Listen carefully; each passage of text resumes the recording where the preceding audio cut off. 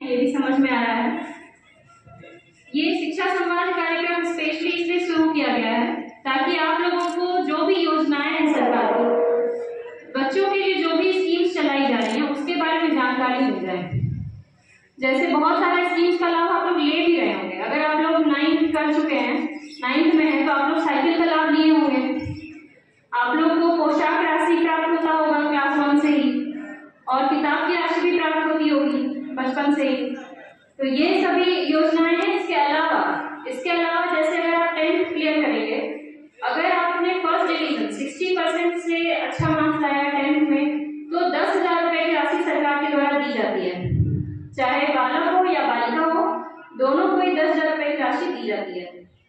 इसके आगे 11th 12th में, इंटर में अगर फर्स्ट डिवीजन मार्क्स से क्लियर करते हैं तो बालिकाओं के लिए अभी राशि दी जा रही है जो कि 15,000 रुपए है। बाद में लड़कों को भी दी जाएगी। इसके अलावा अगर ग्रेजुएशन, जो अविवाहित बालिकाएं हैं जिनकी अभी शादी नहीं हुई है और वो ग्रेजुएशन में, अगर वो लोग ग्रेजुएशन अपना कंप्लीट करती है, वहाँ ऐसा नहीं है कि फर्स्ट डिवीजन एक किसी से करना है, बस ग्रेजुएशन पढ़ना है, उसमें भी उनको 50,000 रुपए की राशि जो है वो दी जाती है। तो ये सारी योजनाएं सरकार चला रही है ताकि आप लोग पढ़ें, ड्रॉप आउट ना करें। ड्रॉप आउट मतलब होता है 10th के बाद क्लास ना छोड़ें, 12th के बाद पढ़ना ना छोड़ें, क्योंकि पढ़ना छोड़ देने से क्या होगा। अब देखिए, पढ़ाई तो बहुत लोग होता है जो पढ़ाई नहीं करता है। सचिन तेंदुलकर भी पढ़ाई नहीं किए थे, लेकिन हर किसी का भाग्य तो ऐसा नहीं होता है कि सब सचिन तेंदुलकर बन जाएगा, है ना। पढ़ाई छोड़ करके हर कोई जो है ऐसा नहीं है कि फेमस हो जाता है, लेकिन हमेशा वो काम कीजिए जिसमें आपकी रुचि है। और अभी समय है अपनी रुचि जगाने का। अभी आपको अपनी रुचि जगाना होगा। अभी आप लोग किस क्लास में? 9th में कौन स्टूडेंट? हाथ बताइए तो। इतने लोग 9th के हैं और बाकी सब 10th के हैं। ठीक है, तो यही समय, देखिए 10th क्लियर कर जाइएगा, इसके बाद 2 साल लगेगा इंटर करने में और 3 साल लगेगा ग्रेजुएशन करने में, 5 साल। हम भी बहुत ज्यादा नहीं पढ़े हुए हैं, सिर्फ ग्रेजुएशन किए हैं, और ग्रेजुएशन के बाद एक एग्जाम होता है छोटा सा, उसको क्लियर किए हैं और अभी आपके सामने खड़े हैं। ठीक है, तो बहुत ज्यादा नहीं पढ़ना है, केवल 5 साल जो अभी आपके हाथ में है, 10th के बाद जो 5 साल है, यही बहुत ज्यादा क्रूशियल टाइम है। ऐसा समय है जो समय दोबारा लौट के जीवन में नहीं आएगा। इस 5 साल में ही या तो आप बन जाइएगा या तो बिगड़ जाइएगा। कोई भी व्यक्ति, हर कोई तो सफल नहीं होता है ना जीवन में, हर कोई सफल नहीं होता है। ठीक है, तो ये 5 साल में ही या तो व्यक्ति बनता है या बिगड़ता है। यही 5 साल है जब आपको अपने लक्ष्य पे ध्यान देना होगा, अपने लक्ष्य बनाना होगा कि हमको क्या बनना है, क्या करना है। कोई जरूरी नहीं है कि हर किसी को कलेक्टर बनने का मन हो, किसी को डॉक्टर बनना है, किसी को इंजीनियर बनना है, किसी को प्लेयर बनना है, खिलाड़ी बनना है, यूट्यूबर भी बनना हो सकता है। नया चीज आजकल बहुत आया है, डांसर बनना है, क्या बनना है, जो भी बनना है। ठीक है, जो कुछ भी आपको बनना हो उस पर ध्यान केंद्रित करना होगा। आपको बनना है डॉक्टर और आप खेल रहे हैं PUBG, तो डॉक्टर तो नहीं बनेंगे, उसके लिए तो पढ़ना पड़ेगा, है ना। आपको जो भी बनना है उस पर ध्यान केंद्रित करना होगा, तभी होगा। यही 5 साल आपके पास लक्ष्य को पूर्ति के लिए है, जिसमें अपना लगा दीजिए। बाकी योजनाएं तो जो भी है बताने के लिए है। बहुत सारे लोग यहाँ बैठे हैं, सभी योजनाएं ही बताने आए हैं कि ये स्कीम है, वो स्कीम है। इंटर के बाद बेरोजगारी भत्ता भी हम लोग देते हैं, अगर नहीं पढ़ने का मन है तो 2 साल तक बेरोजगारी भत्ता भी देते हैं। और सरकार बीटेक करने के लिए, मान लीजिए आगे आपको कुछ बड़ा पढ़ना है जिसमें पैसा खर्च होता है, ग्रेजुएशन में तो उतना पैसा नहीं लगता है, कुछ बड़ा पढ़ना है, IIT करना है, कुछ करना है, उसके लिए भी सरकार 4 लाख रुपए लोन देती है। और वो लोन का पैसा तभी वापस लेती है जब नौकरी लग जाती है, ऐसे नहीं लेती है। जब तक नौकरी नहीं लगेगा तब तक सरकार पैसा नहीं लेती है वापस, और जैसे ही नौकरी लग गया तो अपना मंथली जो है पैसा चुका दीजिए। तो 4 लाख रुपए मैक्सिमम सरकार की तरफ से ये लोन मिलता है अगर कुछ बड़ा पढ़ना चाहते हैं तब। और नहीं पढ़ना चाहते हैं तो भी बेरोजगारी भत्ता देती है। और स्टार्टअप वगैरह करना चाहते हैं, बहुत लोग का गाँव में लोग सोचता है कि हम कुछ स्टार्टअप खोलेंगे, बिजनेस खोलेंगे, उसके लिए भी श्रम विभाग की तरफ से नई नई योजनाएं चल रही है। ठीक है, तो स्कीम्स तो बहुत सारी हैं, स्कीम्स हैं, ठीक है, लेकिन आपको पहले अपने मन में ये बात जगाना होगा ना, हमको लाभ लेना है, हमको पढ़ना है। बिना इच्छा शक्ति के कुछ भी नहीं होने वाला। हम आपको कितना भी बोल देंगे, टीचर्स कितना भी डांट लेंगे, मार लेंगे,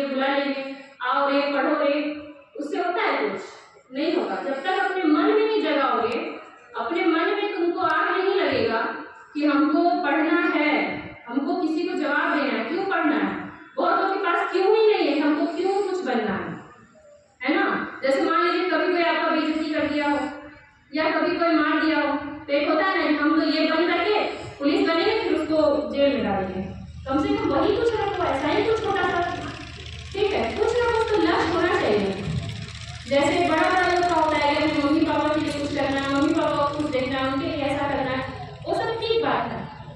कुछ ना कुछ आपको एक जो क्यों है वो अपने अंदर जगाना पड़ेगा। जो क्यों बनना है, हमको क्यों करना है, क्यों फेमस होना है, क्यों पैसा कमाना है, क्यों मेरे हाथ में पैसा होना चाहिए। कब तक जो है आप बैसाखी लेके चलिएगा, अपने माता पिता से बैसाखी कब तक लेके चलते रहिएगा, है ना। वो बैसाखी तो एक दिन टूट जाएगा ना, हमेशा तो नहीं चलेगा। अपने पैरों पे तो खड़ा होना ही होगा। और आपके शिक्षक जो है बहुत ही काबिल है, जो आपको अपने पैरों पे खड़ा होने के लिए सिखाते रहते हैं। आपके पास होना चाहिए इच्छा शक्ति, हमको ग्रहण करना है। वरना शिक्षा देने के लिए तो बहुत चीज है ना। हम लोग सुनते हैं कि पेड़ से भी शिक्षा लिया जाता है। झुका हुआ पेड़ भी हमें सिखाता है क्या? ये तुम लोग पोएम सुने हो, फूलों से नित हंसना सीखो, भौरों से नित गाना, सुने हो ना।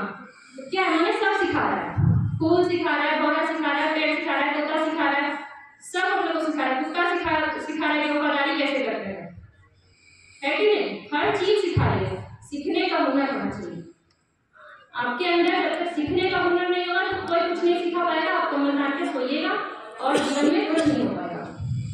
तो सीखने का हुनर अपने अंदर विकसित कीजिए। बार बार अगर आपको लगता है कि आप लोग सब में कौन कौन कोचिंग जाता है,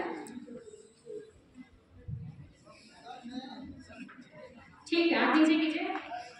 और कौन कौन रोज स्कूल आता है, रोज, ठीक है, आप नीचे कीजिए। तो जो रोज स्कूल आते हैं और जो रोज कोचिंग जाते हैं, ऐसे रोज स्कूल आने वाले बच्चे कम है, रोज कोचिंग आने वाले बच्चे ज्यादा हैं। तो मतलब क्या आप लोगों को क्या लगता है कि कोचिंग में जो आपके शिक्षक हैं वो बहुत ज्यादा एक्सपीरियंस है, बहुत ज्यादा तेज है क्या आपके जो स्कूल पढ़ाने वाले शिक्षक है उससे?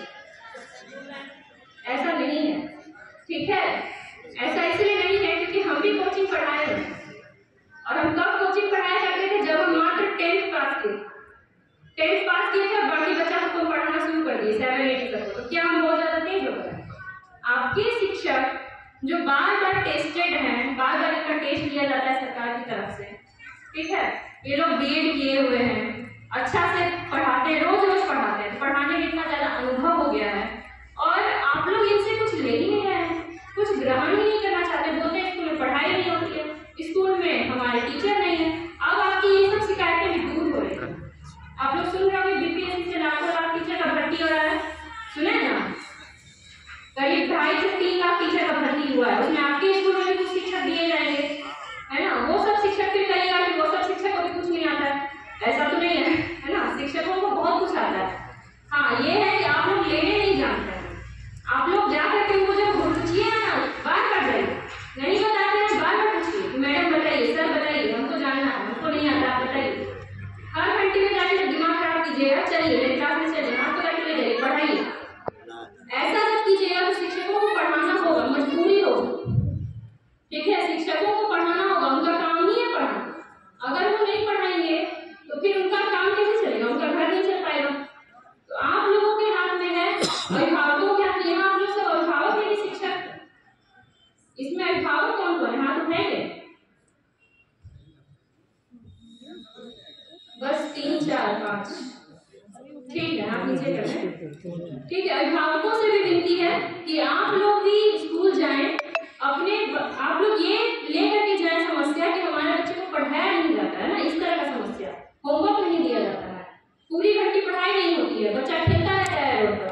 ये सब जब आप लोग लेके जाएंगे कंप्लेन, तो टीचर को भी अकाउंटेबिलिटी होगा ना, उत्तरदायित्व तो बढ़ेगा कि नहीं, हमको तो गार्जियन को उत्तर देना पड़ता है, हम पढ़ाएंगे।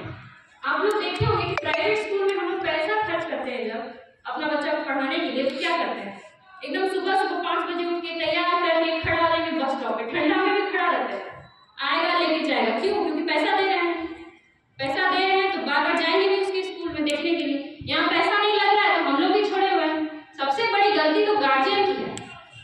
गार्जियन